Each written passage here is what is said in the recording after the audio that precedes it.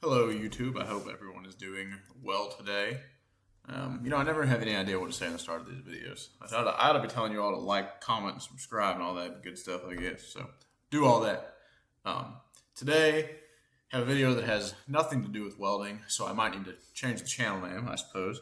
But this is something I've been reading about, learning about myself lately, and there's a lot of good resources out there on this topic of control valve sizing. But there's been a few aha moments I've had as I've been reading about this, and I don't know that I found a great resource that succinctly put everything together in one spot. Now, there's some out there that are great resources that have everything in there that you need, like for instance the Emerson Control Valve Handbook. But this resource, that book is 350 pages long or so, so it's not exactly a light read. So I'm just going to attempt to make something where I talk about control valve sizing, discuss some of the aha moments I've had that tied all the concepts together, and try to go through and put all of that in a single video, because there are great videos out there, but you've got to watch multiple series, it seems like, to get the full picture. And so I'm just going to attempt to make and the full picture might be a bit of a generous thing to say, but a fuller picture. Of course, there's only so much we can discuss here. So how are we going to do that? We're going to begin by discussing an overview of control valves, an introduction to them, to flow characteristics, the types of valves that are out there, and we're going to set up our example piping system with control valve that we're going to look at, primarily for the first example. Then we're going to go through and explain all of the different terms that are used in the equations that are used to size control valves. What do those terms, what do they stand for? What do they mean? Why are they there? And what significance do they have physically of what is going on in the system? Why do we need to include all these different coefficients, etc.? And then finally, once we've got our basics under our belt, we're going to walk through, there's 3 examples in the Emerson Control Valve Handbook in Chapter 5, which you can find this handbook by just Googling Emerson Control Valve Handbook. It's a free PDF online. So if you want to go look at those examples, you can do that at any time. And so we're gonna set up, at least for the first example, which is a incompressible flow example, which means liquid flow sizing. We're going to set up our mock piping system and kind of go through an exercise just to see how do they get to the point where we're even ready to size a control valve. And so we'll go through that, and then we'll walk through the Emerson example in detail, and then we'll also talk about just their compressible flow examples, which is gas flow. And we'll just look through their examples and talk about what are they doing and why, and just see how the process goes. So first thing we want to do is talk about our piping system, our example piping system. And these are really, I have them shown as tanks, but pretend these are vessels really. So these are pressurized vessels. So now they don't have to be, but in this example they are. Say this vessel here, this is vessel 2. Vessel, we'll just put a V here, vessel 2, and we've got vessel 1. So vessel 2, we're doing our whatever process we are doing with this fluid in this vessel. This is where the magic happens here. So we know that for our process, we want it to be at whatever pressure, which we will call P4. And we know our flow rate through the system, the flow rate that we want to have this fluid at P4 in our vessel 2. And we know the flow rate is 800 gallons per minute. And that's what we're going to be sizing for. Now, in reality, right, you'll have a flow rate range. So you might size for 800 on the high end and 600 on the low end, and your normal flow that you expect is 700 or 675 or whatever. That's going to be process specific to you. But in this particular example, we want P4, we want 800 gallons per minute. And we know that we are supplying the fluid to our piping system as it is leaving vessel 1 here. And this is at T1 and P1. So we've got our initial conditions, and we've got what we want at the end of the process. And we've got our control valve here in the middle. Now, of course, the pressure drop across our entire system, our P1 minus P4, is going to be the pressure we lose due to friction as this fluid travels through our piping system, which our pressure loss due to friction is described by this density times the sum of our loss coefficients times velocity squared divided by 2.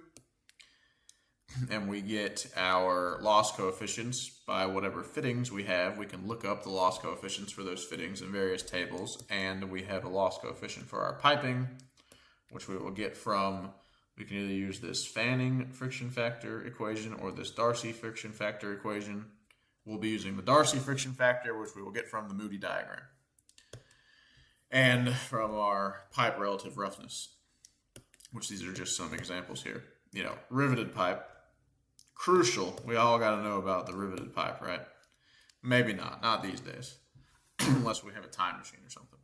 But all that to say, so we've got our starting pressure.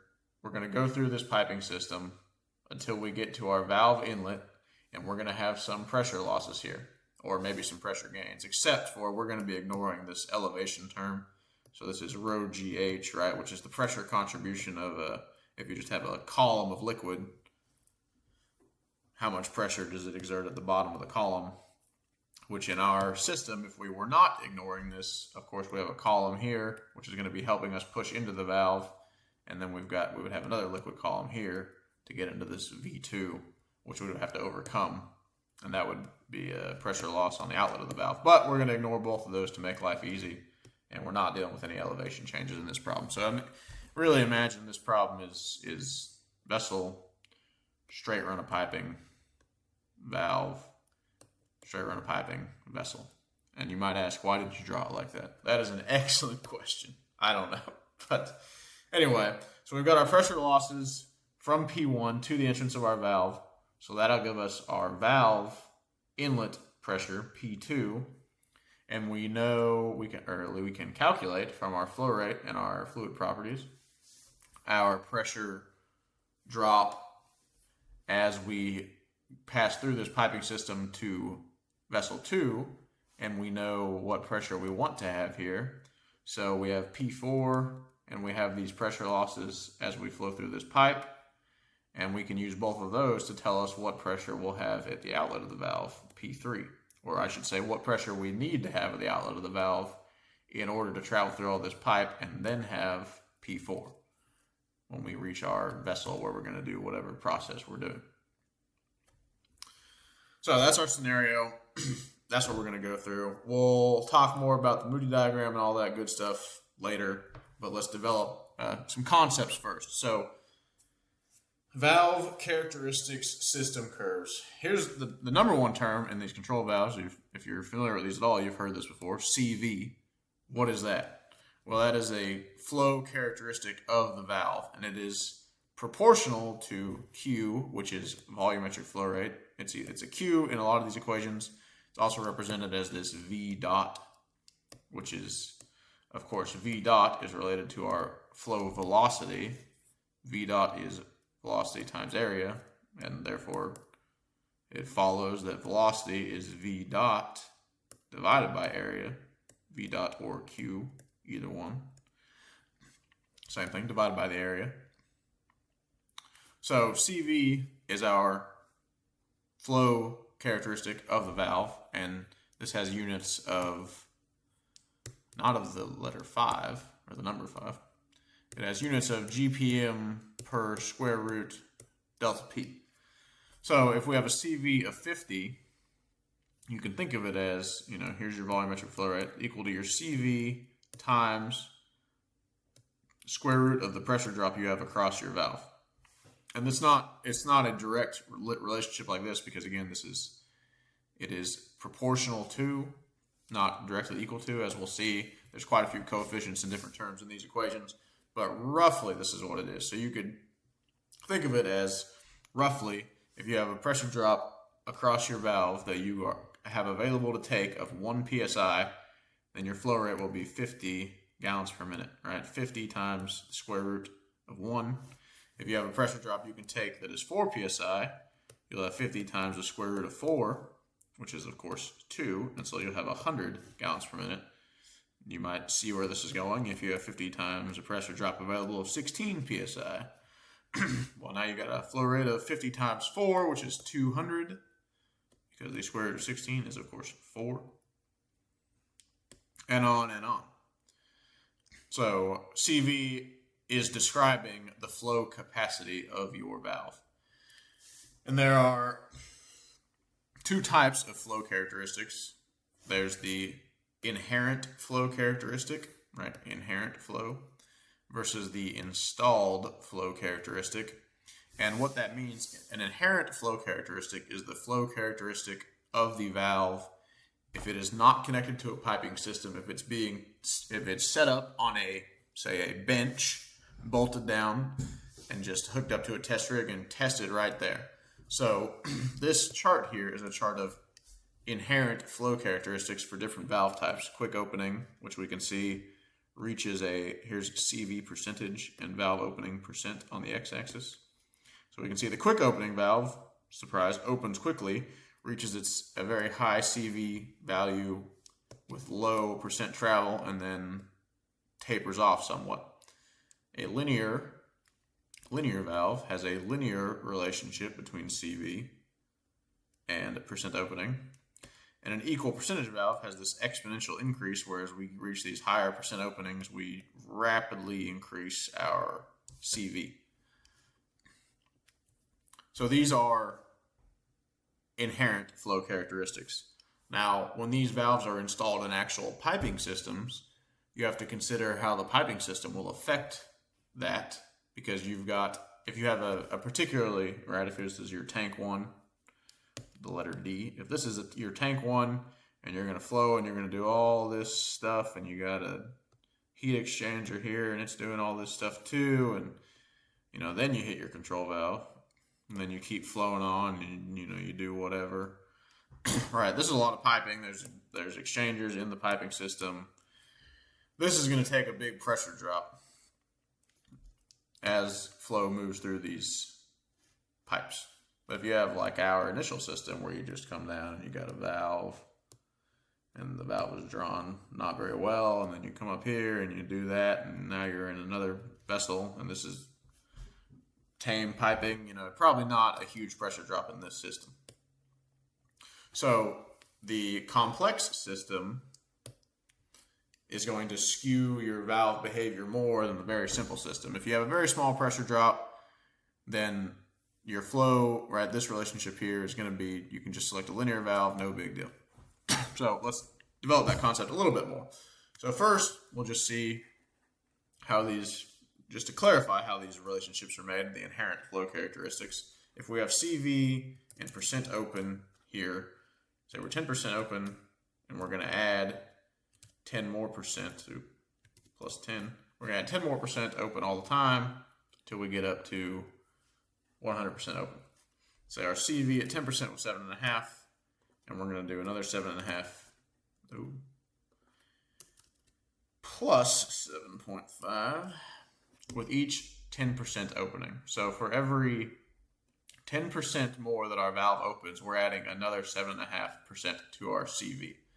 So if we were to plot this data for our linear valve with our percent open on our x-axis and our CV on our y-axis, we get a chart that looks like this, which matches what we saw on the other page for our linear valve. Now, a equal percentage valve, again, we have our percent opening from 10 to 100 in our CVs. So we're going to say that starts at 2, and we add 50% every time. 1.5 times 2, this cell. So we're multiplying by 1.5 to our previous value. So we're increasing by an equal percentage of our previous CV value for each 10% step in valve opening percent. And we have too many significant digits. So if we, again, right, this ends up about the same, 75 versus 77. Same 100% CV, but we can see that we get there in much different ways if we look at our equal percent graph, again with opening percent on the x-axis and CV on the y, we're doing this behavior now. And again, this is open percent x. Let me slide these guys over. And for both, we have CV on the y-axis. So, boom, boom. Right, this looks very familiar to linear equal percentage. Quick opening, we're not going to cover in this presentation.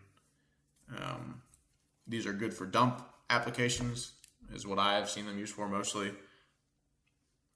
It's pretty rare, at least in my experience, to see a process truly controlled by a quick opening valve. And the Emerson examples do not use quick openings, so we're not going to talk about them very much. If you have an application that uses a quick opening valve, I am sorry. But there's not very many that, usually, I mean, by far the most commonly used valves are linear equal percentage to control this. So why would you pick a linear? Why would you pick an equal percentage? If we think of another handy dandy chart here of delta P, which is delta P, change in pressure, our pressure drop versus velocity, which again, velocity, same thing as volumetric flow rate, because, of course, velocity equals volumetric flow rate over area. Velocity equals V dot over A. So if we double our volumetric flow rate 2 times, we will double our velocity as well. So we're calling it velocity. It's the same thing. Now, we talk about our friction losses. Remember this equation here. We have density times the sum of our loss coefficients times velocity squared over 2. We're going to treat this term here as a constant. Now, it's not necessarily truly a constant. There's some argument you could make that say loss coefficients depend on pipe size. Some places change them for pipe size, some don't. But also, right, the loss coefficient for our piping, it depends on our friction factor, which is a function of velocity. So as we change velocity, we'll change our Reynolds number, which will change our friction factor. So it's not truly a constant, but it's roughly constant. And we're going to treat it as a constant because regardless, the dominant term in this equation is, of course, this velocity squared term. So go back to our Excel sheet. We got velocity. We're going to say we started the velocity of 2 units, whatever they are. And we're increasing by 2 every time up to 22. Why not 22? That's a great number. So we're going to say our constant, our density times sum of our K's divided by 2 is 0.05 for this example. So our pressure drop is 0.05 times velocity squared. We come down here. We see our pressure drop gets larger and larger and larger as velocity increases. So if we were to plot this bad boy with our delta P, and so we've got our pressure drop here on the y-axis, and we've got our velocity, on the x-axis, and we've got our velocity on the y. So we have this type of relationship here.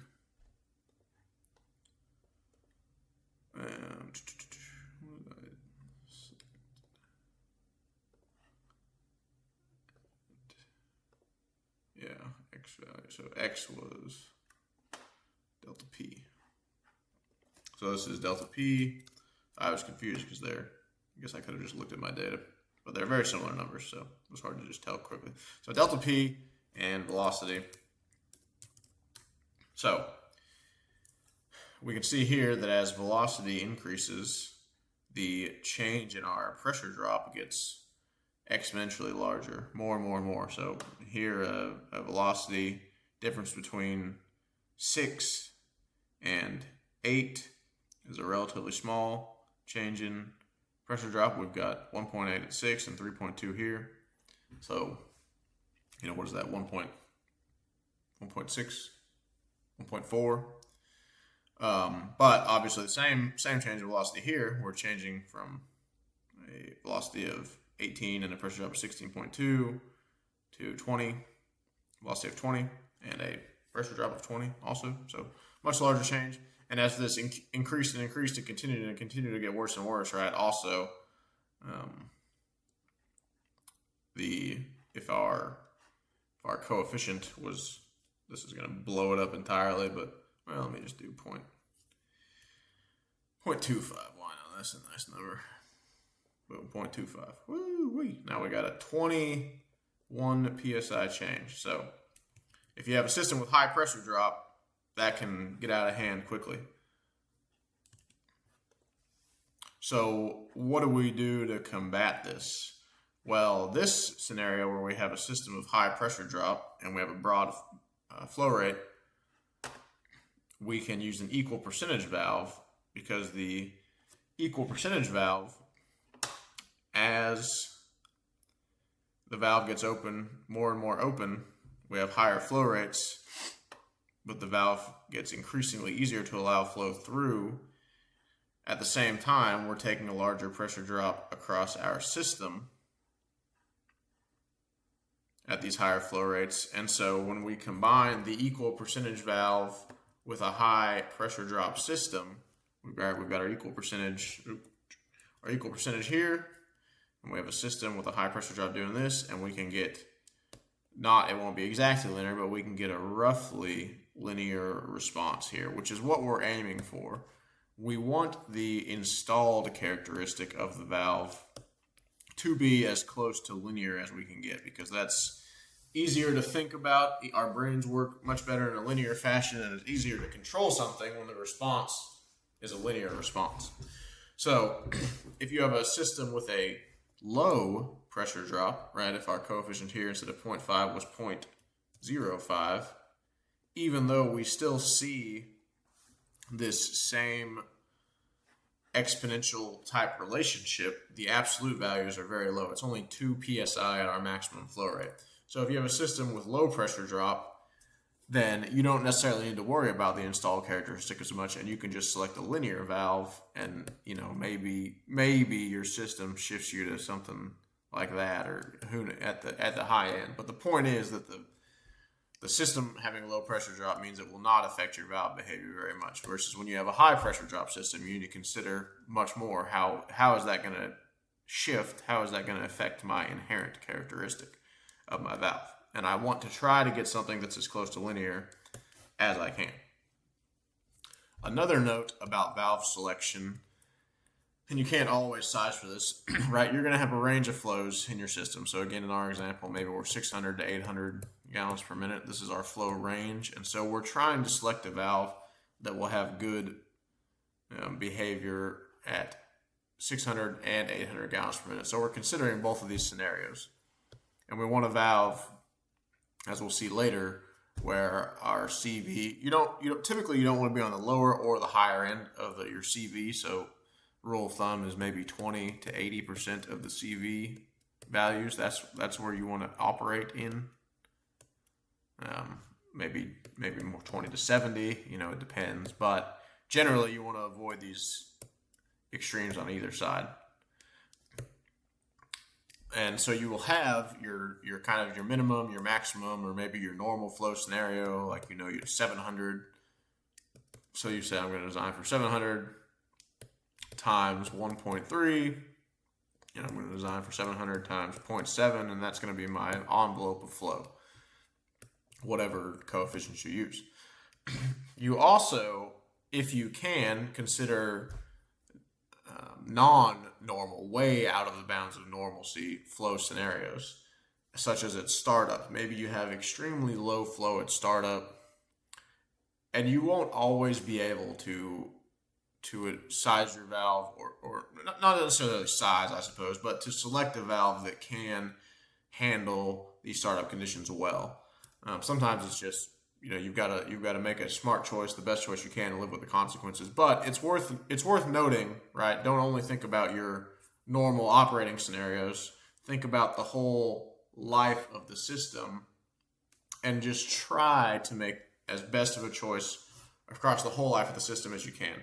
Now you're going to have to weigh that, obviously, ease of startup, or if you have a straightforward startup scenario, maybe it's not that big of a deal. But if for some reason you're going to have to control flow pretty tightly in startup, and it's going to be very low flow compared to operating conditions later, then maybe that is something you need to consider. Or maybe you need to put in a bypass or something where you can have a separate loop for startup. I don't know. The point is just to consider the whole life cycle of the project. Don't only focus on operating. There's more going on than that. And so if you can address those other things to make other parts of the life cycle easier, that's worth considering in your valve selection. But sometimes you can't, and sometimes you just have to size it for, this is what I expect the operating conditions to be. It's not ideal for other conditions, but it's good enough. So just a general philosophical note, I suppose. So a big question we're trying to answer when we're talking about these control valves, and we do this in compressible and incompressible flow, is, right, if we go back to our system where we had done this work, and we will do this work to figure out, okay, well, I've got P2, I've got P3, I know my pressure drop across the valve at this flow rate that I intend to have. So the first question really that we answer when sizing these valves is, with this pressure drop, am I going to have choked flow across my valve? Is the flow going to be choked? And that choked flow kind of shows up as two different things depending on whether you're talking about a compressible versus an incompressible fluid. If it is incompressible flow, so liquid flow, choking occurs when you have something that happens like this. So here's P1, which in our example, this is really P2. So this is the inlet pressure of the valve. And this is your downstream pressure. So we're going to call this P2, but it was P3 in our piping example. I'll just erase these other P's so it's not confusing, but inlet pressure, outlet pressure of our valve.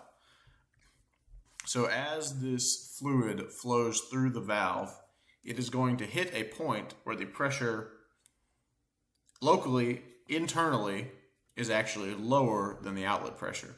So there's going to be a point called the vena contracta where the flow area is at a minimum, the velocity is at a maximum, and the pressure, the static pressure, is at a minimum as well because pressure is being converted to velocity.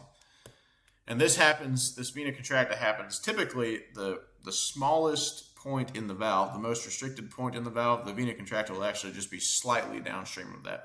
But as we travel through the valve, so this dashed line here is our vapor pressure.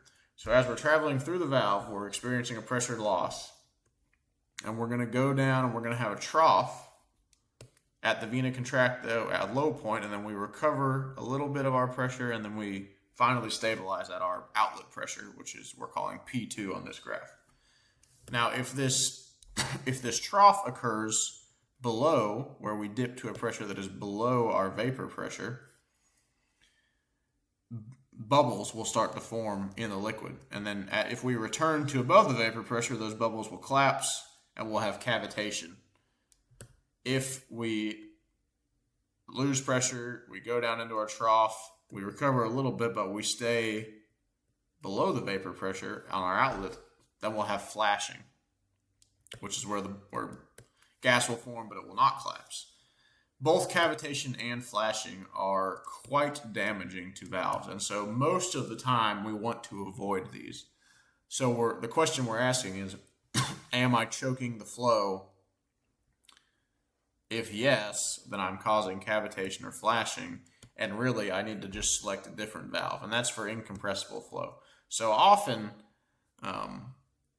if you're choking the flow, your valve sizing stops right there, and you do something to not choke the flow. I'm not going to say that's every single time, but it's 95, 99% of the time. And there are things you can do even within the valve. They make different trims in the valve that can have, they're more resistant to choked flow. So they're cavitation they're anti-cavitation trims. But that doesn't mean they don't cause any cavitation at all. It just means that they've done something with the valve geometry. Maybe they're taking multiple pressure cuts within the valve so they don't have one big pressure cut. And instead of, right, if you were doing this before and you put on an anti-cavitation trim, you're still going to have this trough, but maybe you do that instead, and then you recover to I suppose this should have been to the same outlet pressure, so maybe you do that, and then you recover to the same outlet pressure. So you don't have quite as high of a pressure drop here. But it still occurs. The point is, it's just the anti-cavitation trims can help you in that scenario. But you might need to select a different valve entirely if you have choked flow.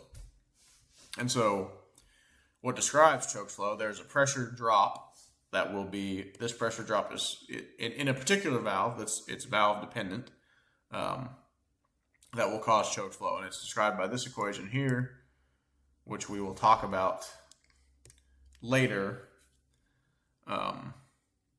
We'll talk about all these variables later. But the point is to know that you've got this choked flow equation, and this is going to be, it's going to be the same equation, but the variables in the equation are going to depend on your piping geometry and the valve you have selected. And that can tell you if you have choked flow or not, because this will be your actual delta P that you're planning for across your valve.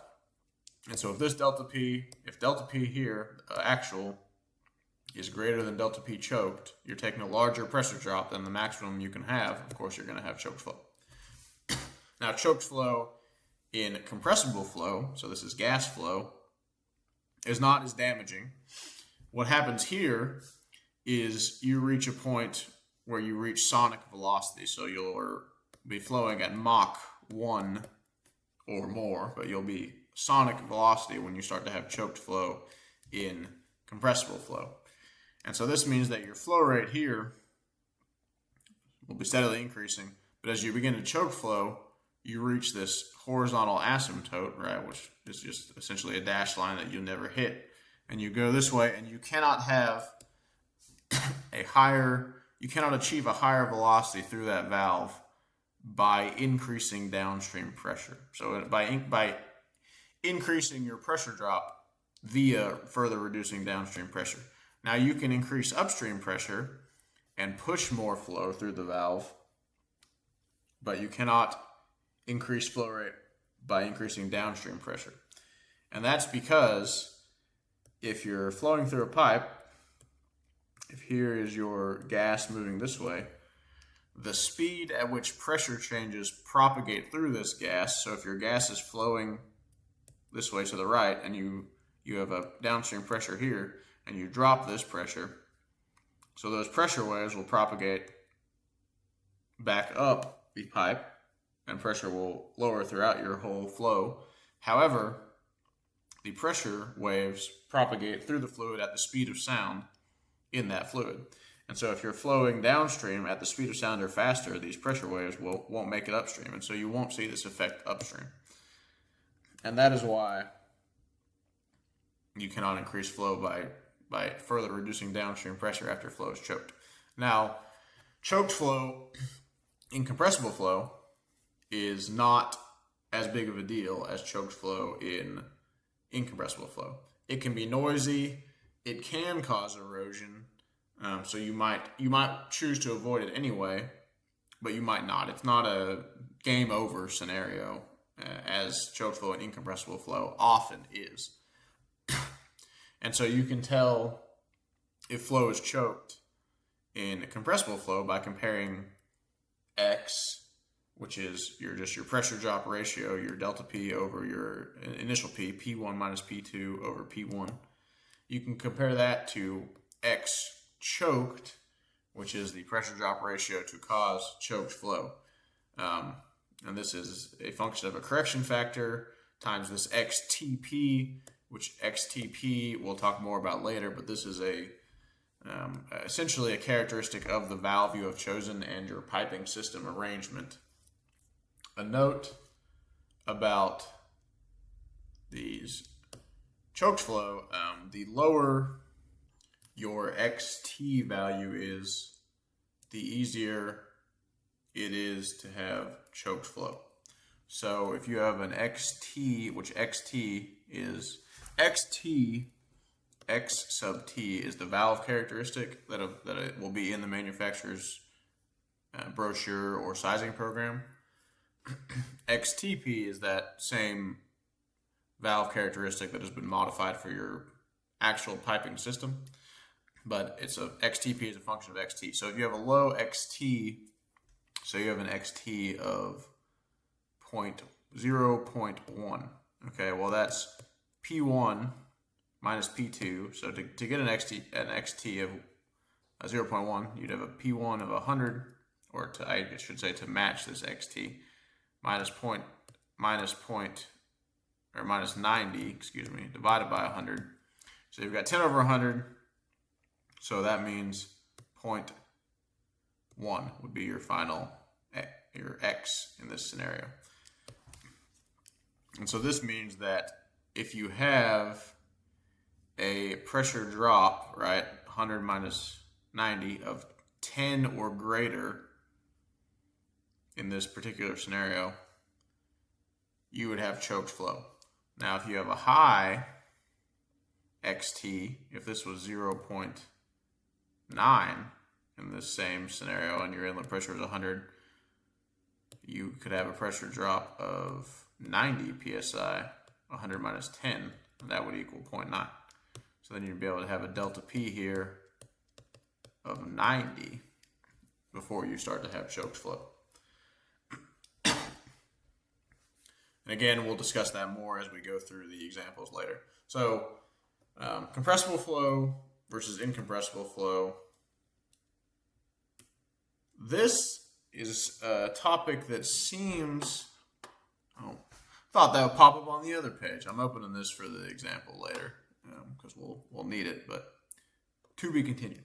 So this is a topic that can seem difficult because when you just look at the equations, it looks like there's a lot of different things going on, and it looks like they're sizing this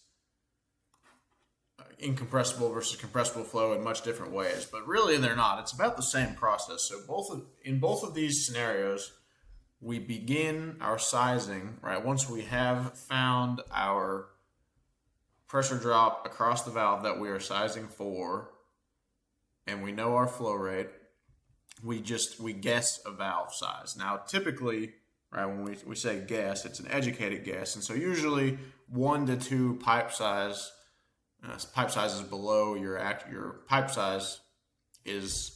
Excuse me, I should say 1 to 2 valve sizes below your pipe size is a good starting point. So if you have an 8-inch line, you might start off your sizing by trying a 6-inch valve or a 4-inch valve.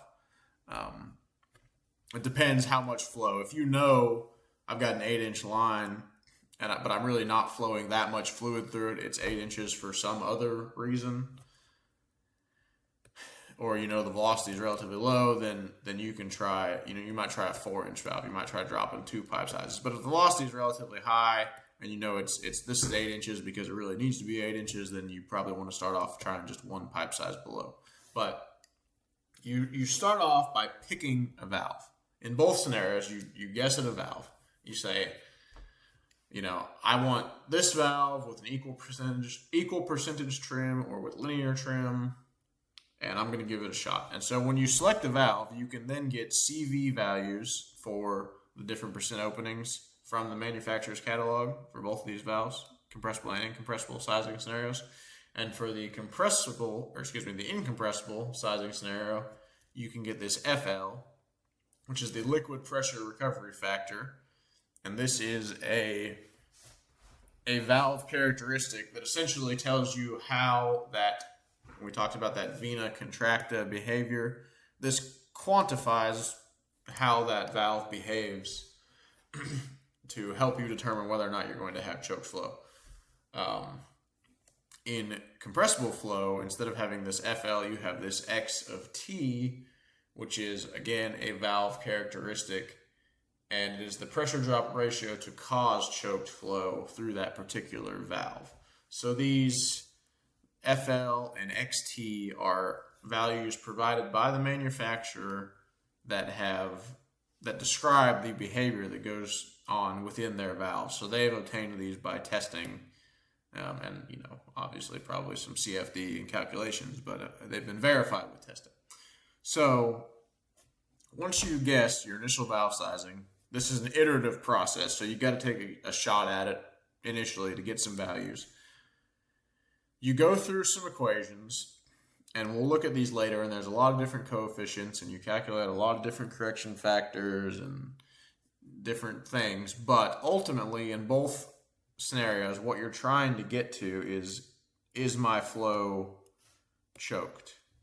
Am I choking flow through this valve at these scenarios? And as we discussed previously, you've got delta P choked for your incompressible flow. You've got X choked for your compressible flow. And you're saying, is my delta P greater than delta P choked, or is my X choked less than? Again, it's less than X. And once you have that, in incompressible flow, you might say, oh, it's choked. Well, I'm going to start over and change something and try to get it to not be choked. But you could continue going if you want. In choked flow, you often continue going with your process.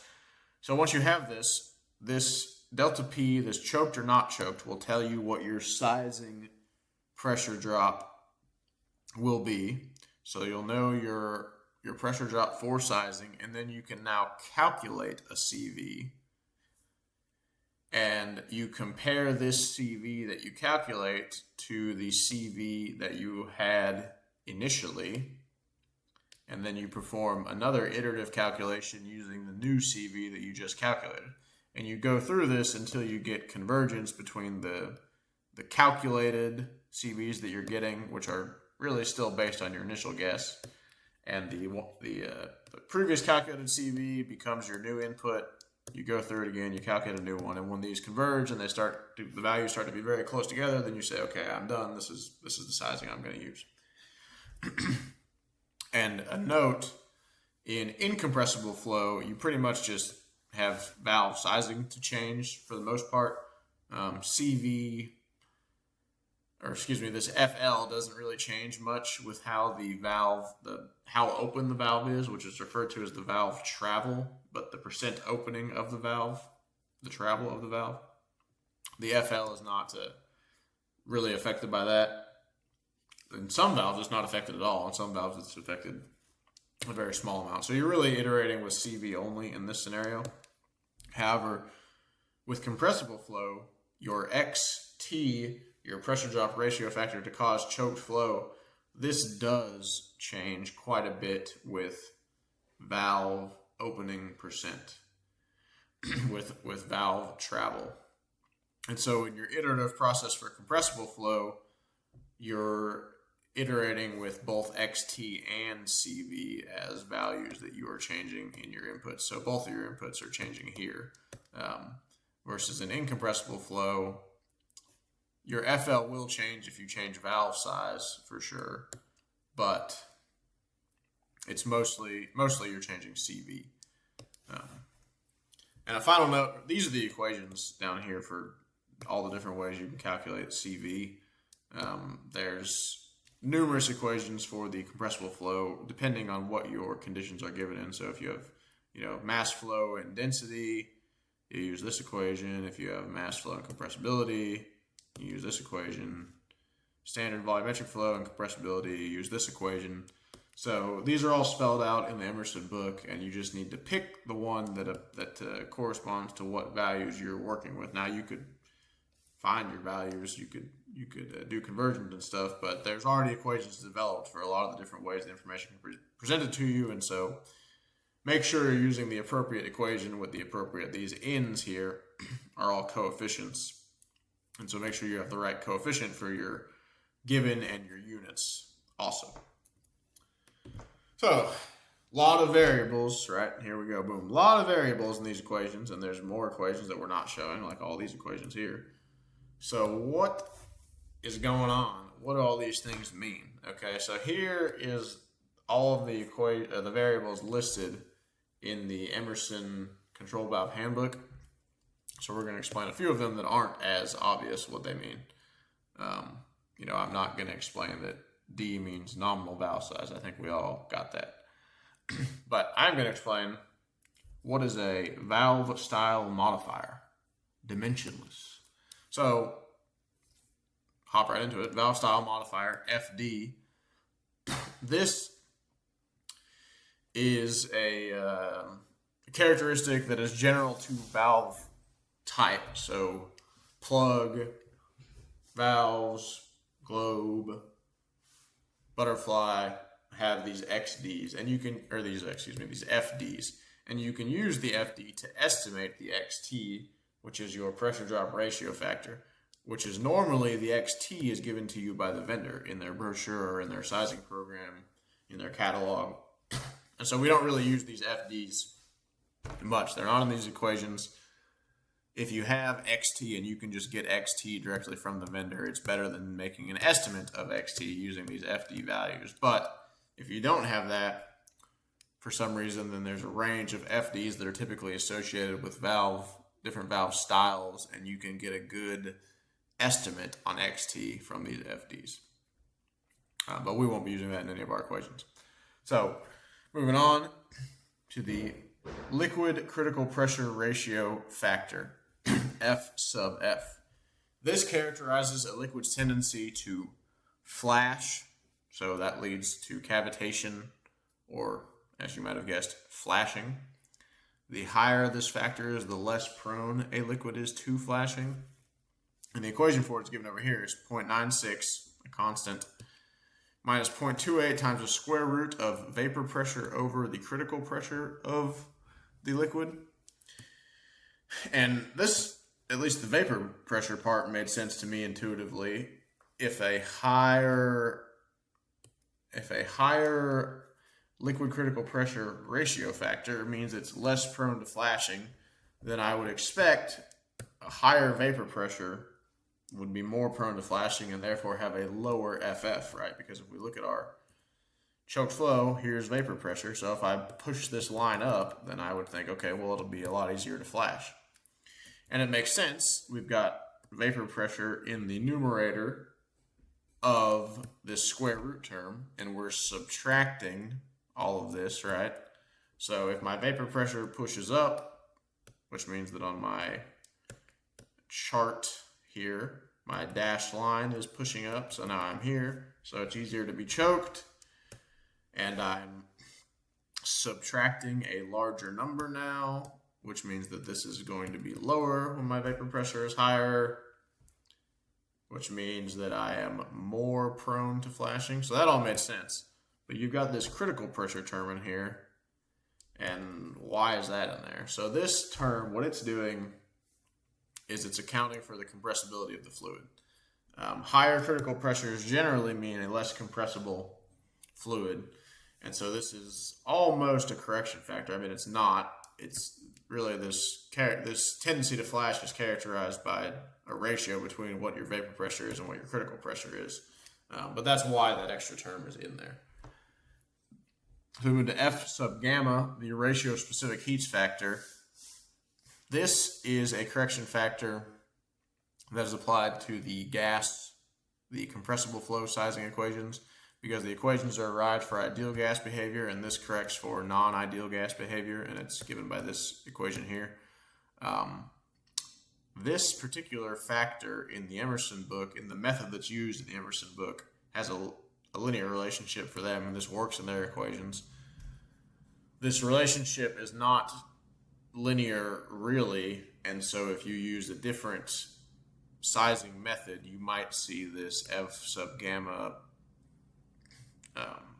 equation presented in a different format, which will not be a simple linear relationship. But Emerson stuff, it works with a linear relationship. You know, they've developed their equations using this relationship, so perfect. And that makes life easy, right? Linear is good. FL, liquid pressure recovery factor. This is a valve characteristic that you'll get from the vendor. It'll be in their brochure or in their sizing program. And like we talked about earlier, this just quantifies what's going on in that whole vena contracta region and how much pressure recovers downstream and how much is lost. And this helps you determine if you have choked flow or not.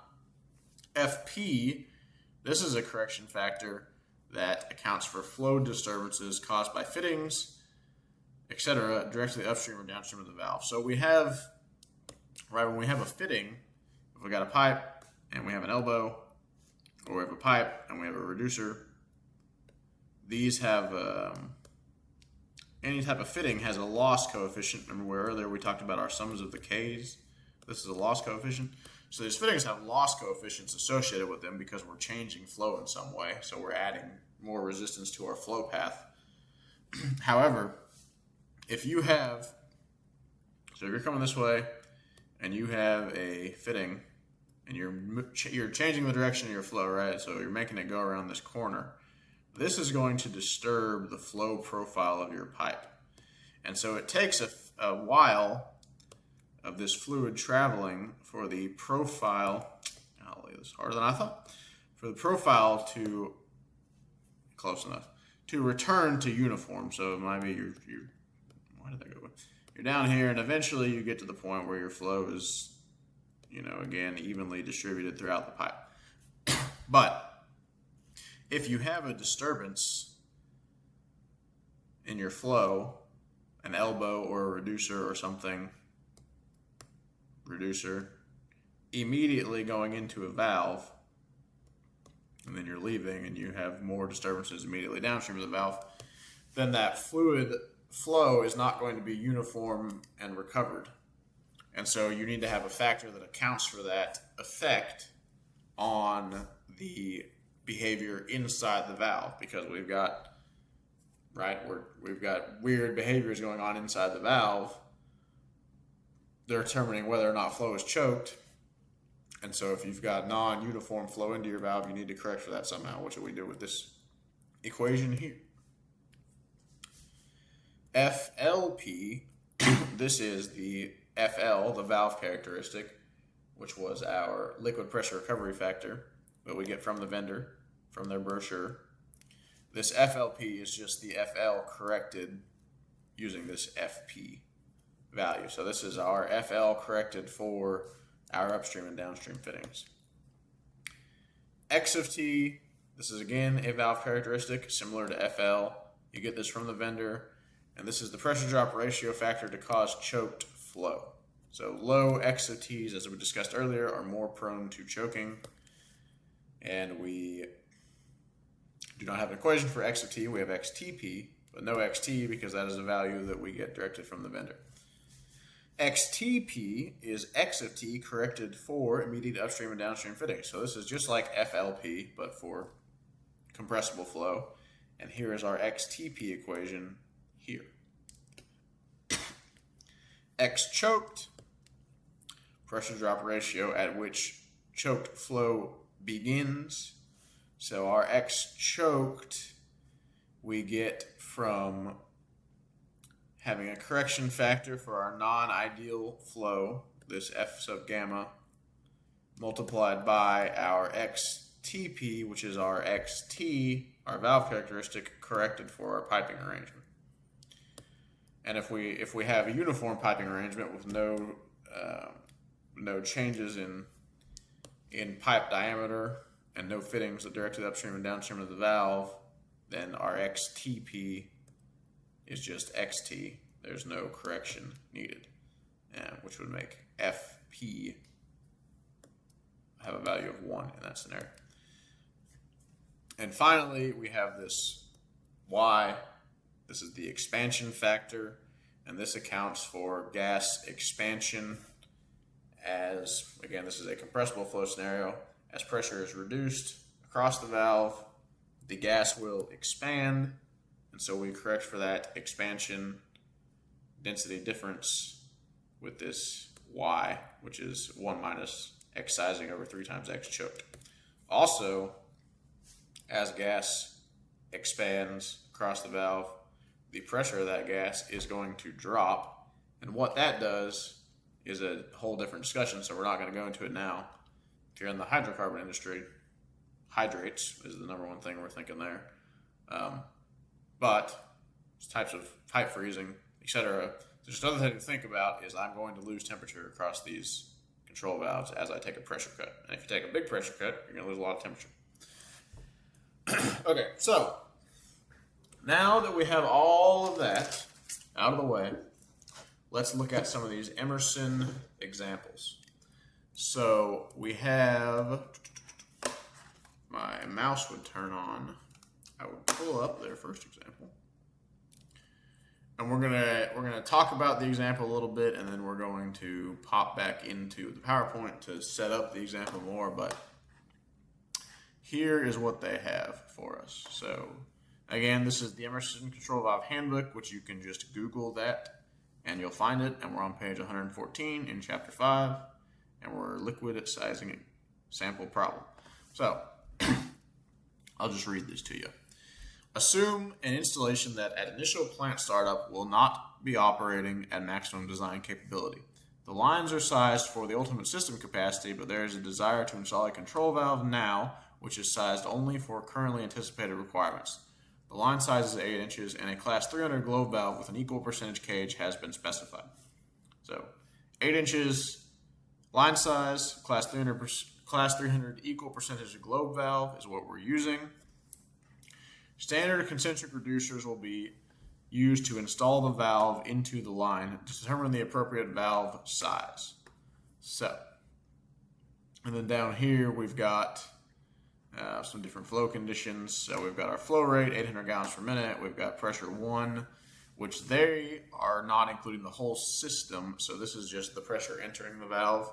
We've got pressure 2 here, which is pressure leaving the valve. We've got the pressure drop across the valve, etc. So they tell us our initial temperature as well. They tell us density 1 divided by density naught. So this is our specific gravity of 0.5. Our vapor pressure of our fluid, which is liquid propane. Here we go, liquid propane. And our critical pressure of the fluid. So let's just set up this scenario using our previous piping system, and then we'll get into what they're doing. So we know in our example, because we are designing this process, we know P4, and we know that it is, well, we know that we want it to be 289.165 PSIA. Do we need that many significant digits? Probably not, but we got them. And we know that this is being given to us, it is entering our piping system at P1 of 314.849 PSIA. And the temperature here, I think they said was 70 degrees Fahrenheit. T1, yes, 70 degrees Fahrenheit. Okay.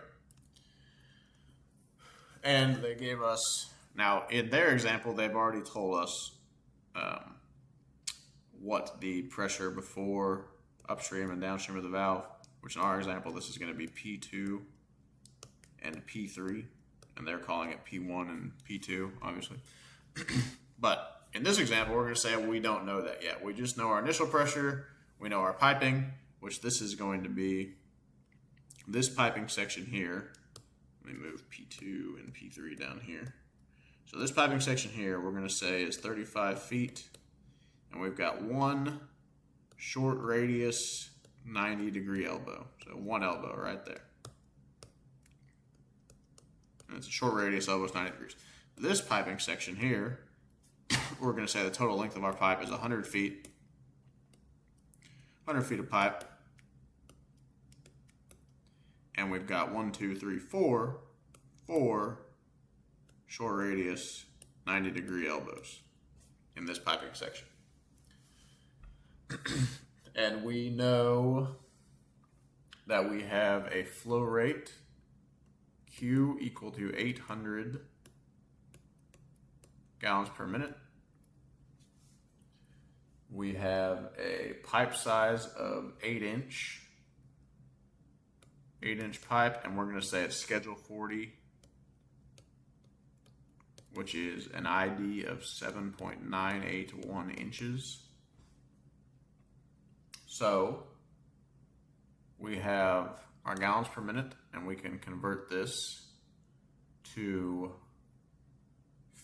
cubic feet per second, because we know that there's 0.1368 cubic feet per gallon. And of course, there for 1 minute, we have, I don't know how I did that. 1 minute, there's 60 seconds. So this is really gallon min. So gallon, minute. And that results in, I'm going to erase some of these to save a little bit of space, GPM here. So the result of that is a volumetric flow of 1.7824 feet cubed per second. And we have our area, or our pipe ID. This is the ID here, 7.981. So we remember that velocity equals V dot, or I should call it Q, since that's what we're using, Q over A. So we've got Q of 1.7824 feet cubed per second. Feet cubed per second, divided by A, which is going to be pi times our diameter, which is 7.98. 7.981 divided by 12 squared. All of that divided by 4. So this is pi r squared, right? But r is d over 2, so it's, we square that, d squared over 4. So this tells us that we have a velocity of 5.131 feet per second. Let me see if I can write that slightly smaller. 5.131 feet per second. That didn't really change much. All right. And then we've got, just from our material properties, I looked it up, we have our viscosity, our dynamic viscosity of liquid propane at our P1 T1 of 0.001237 pounds per foot second.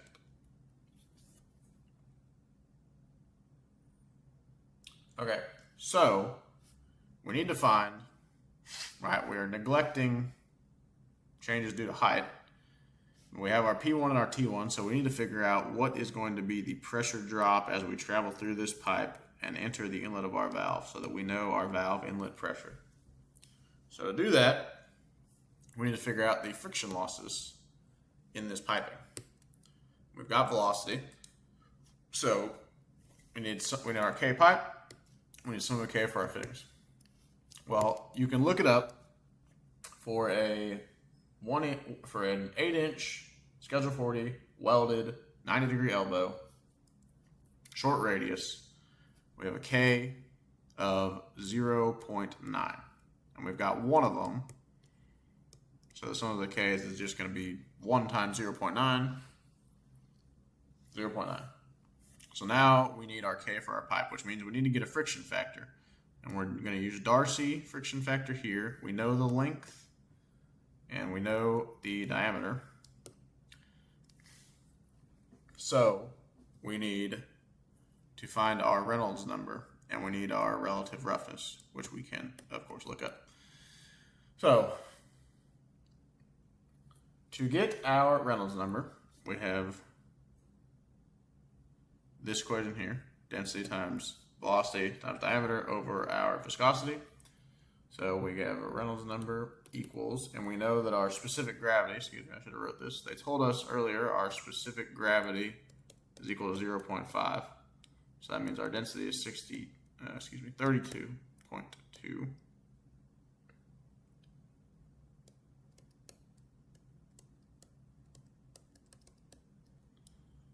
Right. Be 64.4. I'm not buying it. Isn't water 62.4? I guess I should probably put in mass per foot cubed. 62.4. Yeah. Well, now I gotta use a calculator. Where's my calculator? Through the magic of editing, we are back, and no time has passed for you.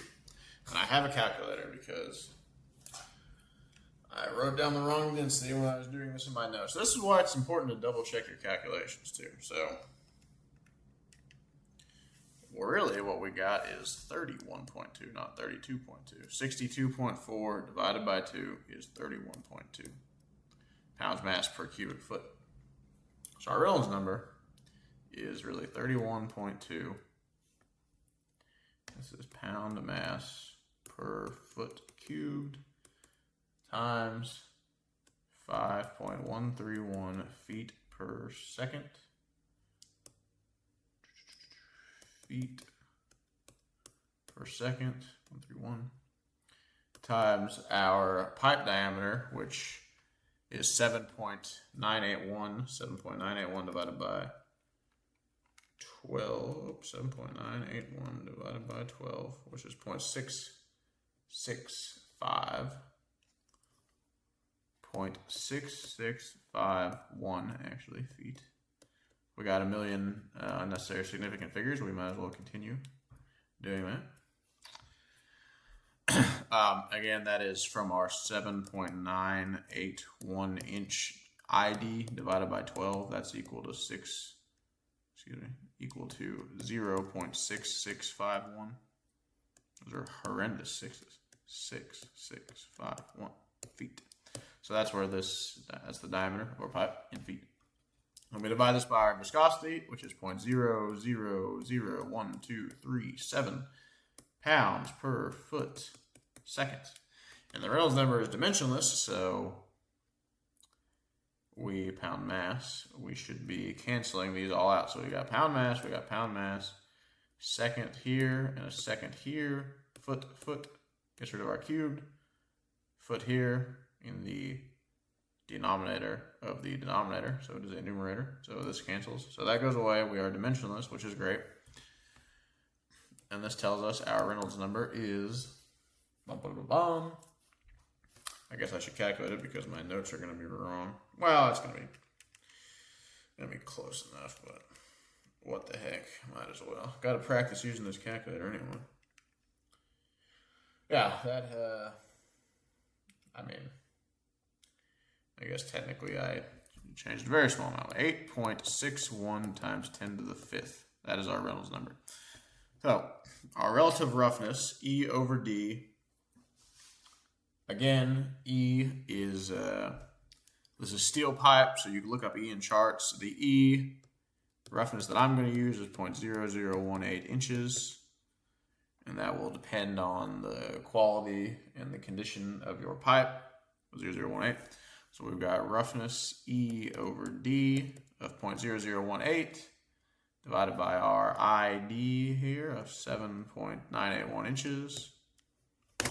And that gives us a value of 2. Let me slide this guy over a bit. E over D. And that's equal to 2.25 times 10 to the negative 4th. So we've got our Reynolds number. We've got our relative roughness. We go to our chart here for our Reynolds number. Now, this is hard to draw with this pen, so it's not exact, but Reynolds number, and we got our relative roughness curve we're going to follow.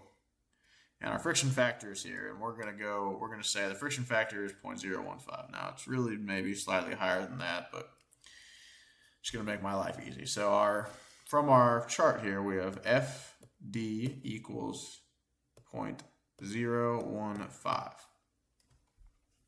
So we got our friction factor. Now we can figure out our K for our pipe. So we know that K pipe is equal to, right, from up here, FDL over D, which is 0.015 times 35 feet divided by D, which is 0.6651 feet, which is equal to 0.789. So that means that the sums of our K's, we have our K for our fittings and our K for our pipe, and the sums of the K's, we have 0.9, we have 0.789, we have 1.69. Let me just, this guy and this guy, 1.69. Sum of the K's, 1.69. So now we know, or we can calculate, our friction loss in this piping system. And we know that it is, delta P equal to density times the sum of the K's times V squared over 2, which is 31.2 pound mass per cubic foot times 1.69 times 5.131 squared divided by 2. Oh my gosh, this pin. 5.131 squared divided by 2, and that's going to be feet squared per second squared, because it was a square term. And this is equal to 31.2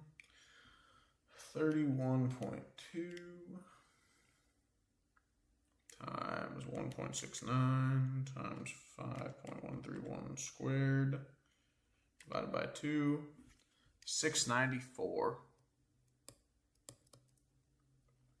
pound mass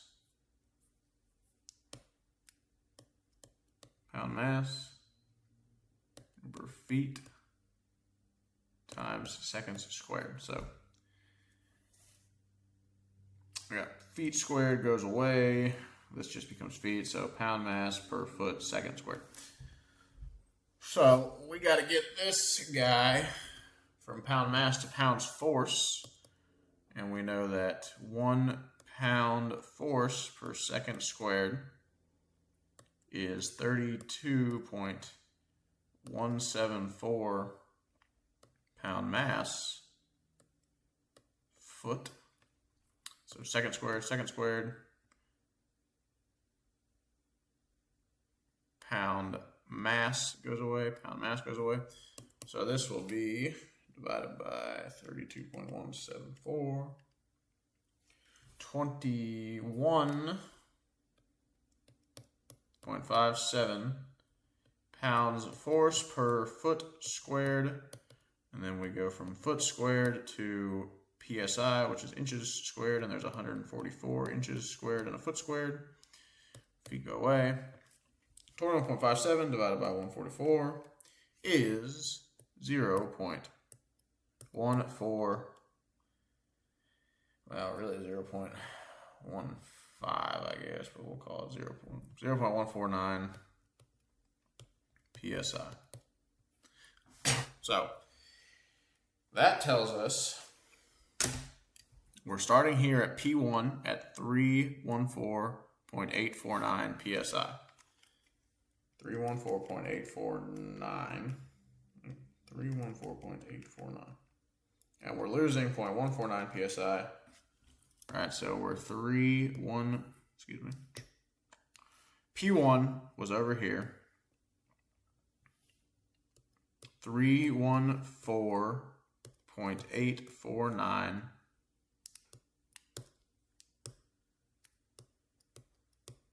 We lose 1.49 PSI.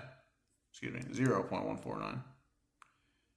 minus 0.149 psi in our piping, which gives us a P2 of 314.7 psia. Now, the reason this pressure drop is so insignificant is because we have a large piping system, right? We've got an 8-inch piping system, and even in their problem statement, right, they said this initial plant startup will not be operating at maximum design capability. So our flow rate is low for our pipe size. And our pipe geometry is very simple. It's 35-foot pipe with one elbow. So we've got a very small pressure drop. But this is the process you would follow to figure out this pressure drop if you had smaller pipe, therefore higher velocity, or a higher flow rate, therefore higher velocity, or more complex piping, etc. So this gets us to our P2. So now we know the inlet pressure to our control valve. Well, we know what P4 we want. We know what we want this process over here to be at. So we could go through this whole thing again to figure out the pressure we'll lose as we go through this piping. And I'm not going to burden you with all of this again. I'm just going to tell you that if you did that, you would come up with a pressure drop through this piping at 800 gallons per minute of our liquid propane of 289, oh, excuse me, sorry, that would be a huge pressure drop. Now, of 0.535 psi. 0.535 psi. And now you know if so I'm going to lose 0.535 psi. So I need to add that. So if I want to be 289.165 in vessel 2, then I need to add my plus 0.535 psi. And this right here, we come down here, this equals 289.7 psia, which is what we need to have here at the outlet of our control valve. So that now tells us we've got P2, we've got P3. That tells us our pressure drop across our control valve. So that sets up the example that Fisher has in their book. So let's go back to Fisher now. So they just straight up tell us, they say P1, 300 psig, P2, 275 psig. But we went through all the work to figure that out because it was a great time. I mean, who wouldn't want to do that? So now let's go through their example. They have a lot of stuff, you got do all this blah, blah, blah, blah, blah, blah, calculate all these things. Okay, so they're doing a lot. But ultimately, right, if we remember our, let's try to forget this one. If we remember our steps here, first thing we're doing is guess valve sizing, which I guess I skipped that, so we'll talk about that. But the second thing we're doing is the flow choked.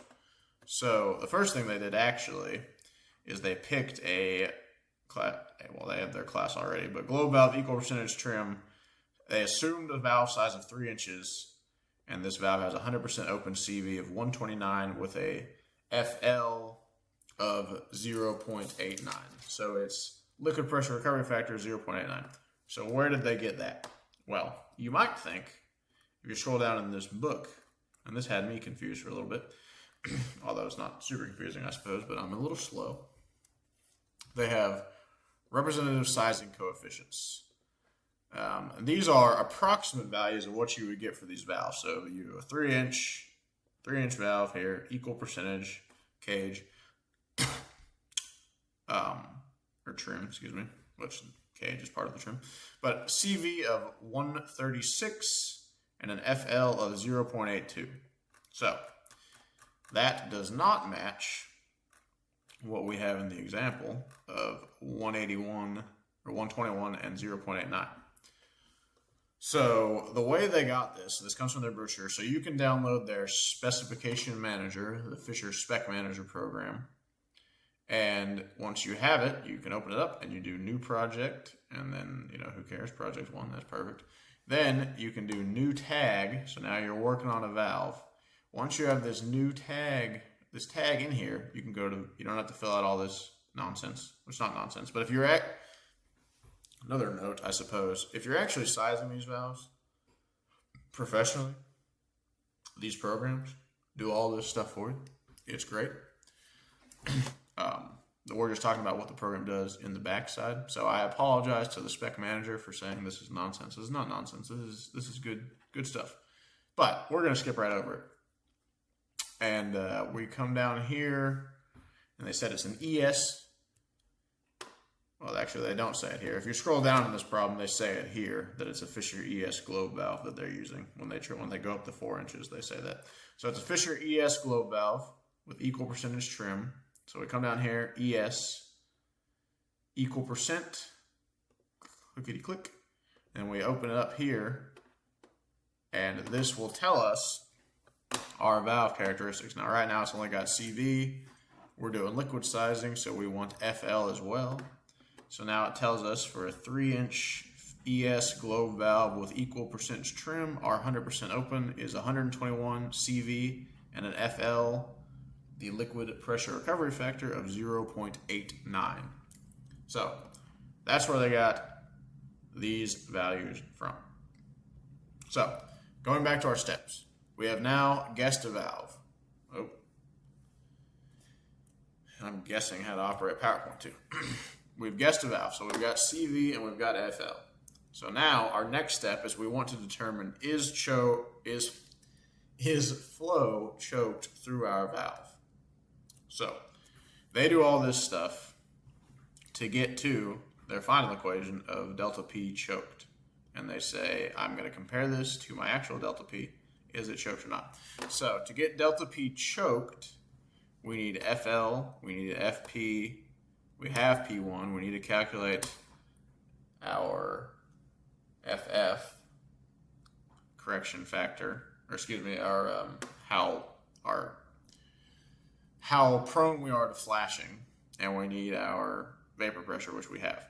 So we start working this backwards. We need an FLP, we need FP, we need FF. Well, there's FF right there. And they've got vapor pressure and critical pressure from fluid properties. So not much goes into that. Boom. FF 0.083. So we've got one piece of the puzzle here. And we need two more. We need FP and FLP. So to get FLP, which is the corrected liquid pressure recovery factor, the corrected FL, which is a valve characteristic, we need FP. Well, to get FP, we got to satisfy this equation here. So there are constants. All these equations have these various ins, which are constants. So if we scroll up, we've got, well, first let's look at here. We got N2, and then eventually in our CV relationship, we have N1 when we get down there. So we got N2 and N1 that we're going to need for this sizing. So if you scroll up in this manual, this control valve handbook, they have an equation constant table here. And this depends on your units that you have. So for our example, we've got N1, we're going to need that. And our flow rate was given to us in the gallons per minute. And our pressures are in PSIA. So our N1 is just 1.0. N2 is valve size, is based on valve size and nominal pipe size. And both of these we're working in inches. So we have a N2 of 890. So going back to our example,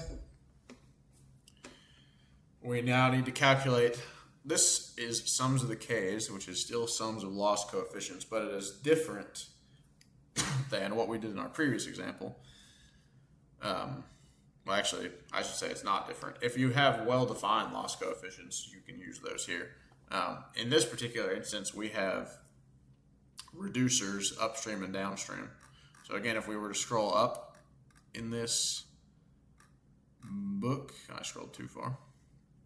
If we come here, they give us equations. Here's the sums of the k's here. And we have k equations for concentric reducers.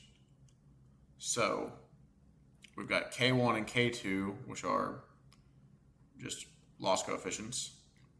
And then we also have KB1 and KB2, which are inlet and outlet Bernoulli coefficients. So if we look at this equation, we see that KB1, it's actually KB1 minus KB2. And these have the same equation. So if our diameters of our pipe, of our valve and our pipe are the same on the inlet and outlet side, the Bernoulli coefficients will cancel each other out. And here are our inlet, for an inlet reducer, our K1 equation is described by 0.5 times 1 minus valve diameter divided by inlet pipe diameters, both of those squared, and then all of that squared. And for the outlet reducer, it's the same thing, but our coefficient is 1.0. So if the reducers are the same, i.e. the pipe size is the same on the inlet and the outlet, and they're both the same concentric reducer, then we just add these up, we get 1.5 times this bad boy here. So in our example, that is exactly what they do. They calculate K1 because they'll need it later, and they calculate KB1 because they'll need that later. But their sums of the K's is just 1.5 times 1 minus valve diameter squared divided by pipe diameter squared, all of that squared, which that is just K1 plus K2, and the Bernoulli coefficients canceled out because our inlet and outlet arrangement are the same. So sum of the K. So we've got all that. Now we're ready to calculate FP, which is our piping geometry factor. Again, this is used to correct for the fact that we have immediate upstream and downstream fittings. If we did not have immediate upstream and downstream fittings, if we had an 8-inch pipe on a straight run going into an 8-inch valve, and then a straight run on the outlet of that valve, FP would just be 1. So we got FP, so now we need to figure out FLP, which is our FL, which is a valve characteristic, corrected for our piping arrangement. So we do this, and we have K1 and KB1 as part of this equation, so that's why they calculated them up here. We have N2 that we looked up from our table earlier that was at 890 because we're dealing in inches here.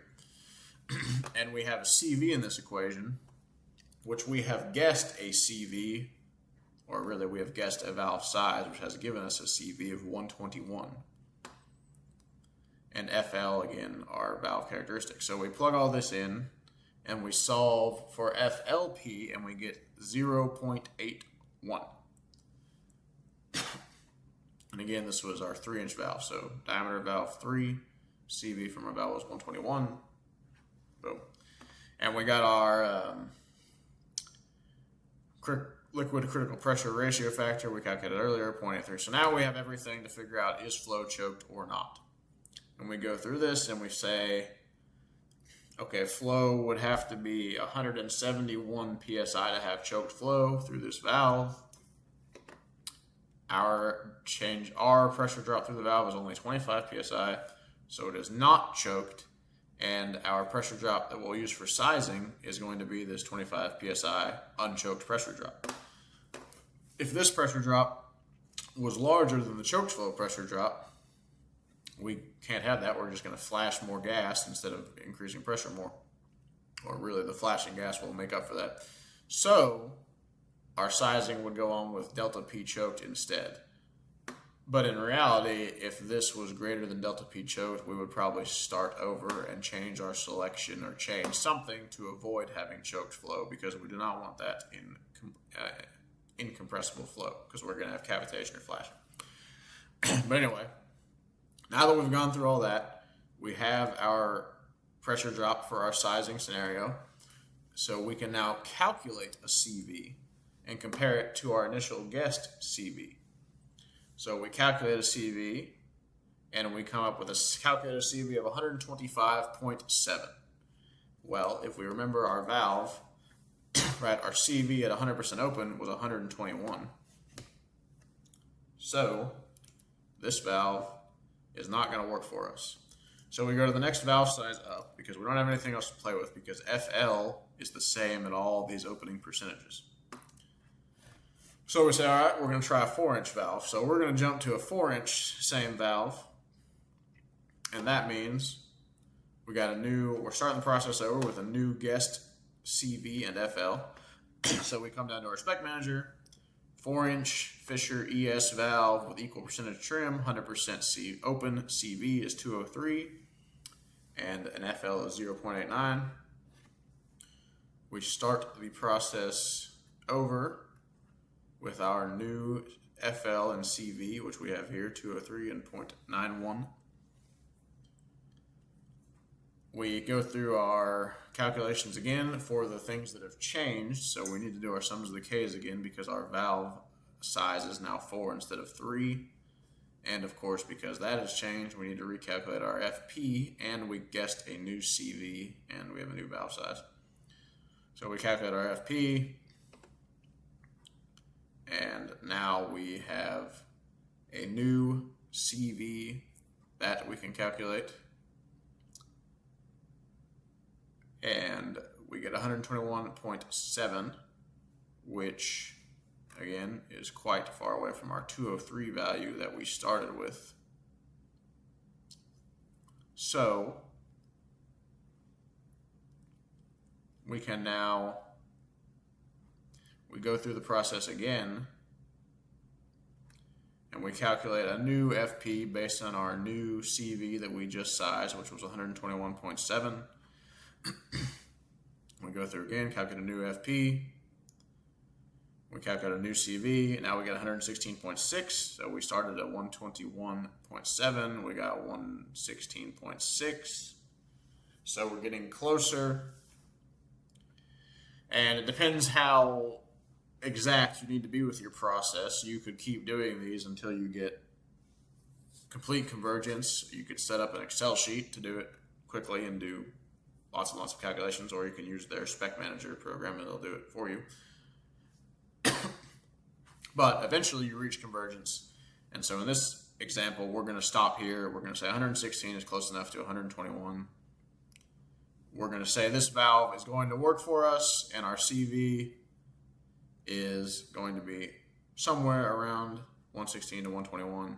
So if we look here, 70% open is 103, 80% open is 146. So the valve is going to be about 75% open at our 800 gallons per minute flow rate at our required CV. So we've gone through, now we've sided the valve. We know it's a Fisher 4-inch Fisher ES valve with equal percentage trim. Now for our particular example, right, we had an incredibly low pressure drop in our piping system. So an equal percentage trim valve might not make sense unless we're selecting that for some other reason.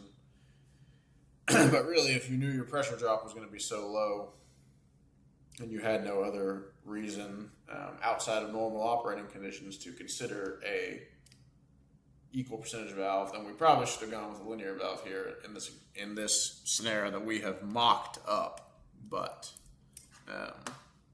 anyway, that's how you go through it. So this video is going to be, or was supposed to be, both of the examples, compressible and incompressible. But it's already long enough, so I'm going to do a part 2 where we go through, and it'll be relatively quick, just going through the Fisher examples for the gas valves for compressible fluids. We won't do a whole setup scenario for those. We'll just read through the book and talk about what they're doing. So that'll be a much quicker video, but I'm going to end this one here, and this will just be part 1 of the control valve sizing video. So thank you for watching. If you have any questions, I'm not a control valve expert, so figure it out yourself. No, I'm just kidding. If you have any questions, put them in the comments. I'll do my best to answer or direct you to a resource that I think will answer it for you. Another note I wanted to say about these valves specifically, especially as it ties into the valves operating within the entire envelope of the whole system, process with Pat, which I will link his channel in the description. I might even link some of the videos I'm talking about, but he has some excellent valves talking about, or excuse me, some excellent videos talking about valve behavior in an installed system and how you can generate a full system response curve taking into account the changes that are occurring within your system as flow changes, but also within your valve as valve travel changes. So again, Process with Pat, some excellent videos. So thank you for watching. Like the video, share it with anyone who you think might be interested. If you didn't like the video, dislike the video. That's fine too. Anyway, thanks. Bye.